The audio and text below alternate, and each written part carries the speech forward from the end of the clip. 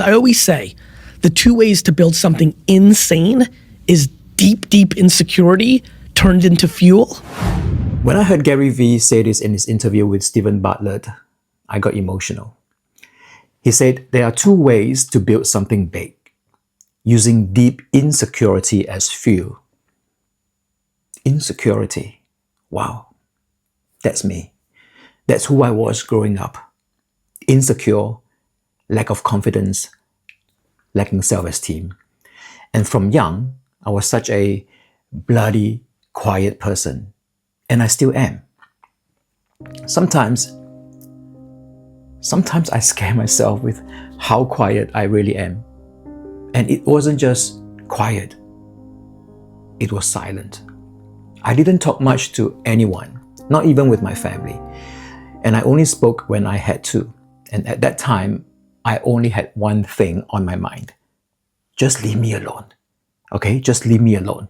So I kept my mouth shut for years. And as a result, my mouth became, what's the word to use? It became very rusty.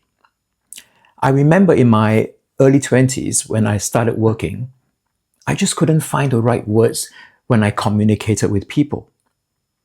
I felt very awkward. I felt very uneasy with myself.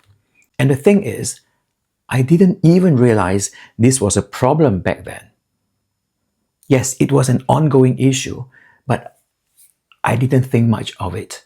It wasn't until I became self-employed that I realized just how bad my communication skills were.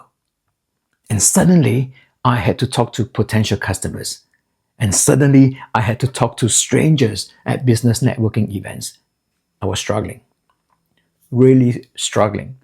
And I was so mad with myself. That's when the alarm bells went off because my insecurity was standing in my way. So I had to push myself to communicate better, to talk better, to speak better, not just for my business, but for my personal growth as well. So I push myself even on days when I don't feel like talking, to speak up. It was really frustrating. I got so angry with myself. And it wasn't easy, but I used that discomfort to keep going. And over time, that anxiety became something that drove me forward, even on the days I didn't feel like it. And looking back now at how much this was getting in my way, I finally see it for what it was. That insecurity of speaking. It has been a journey, and I'm still learning. And now I see it clearly. I'm only just getting started.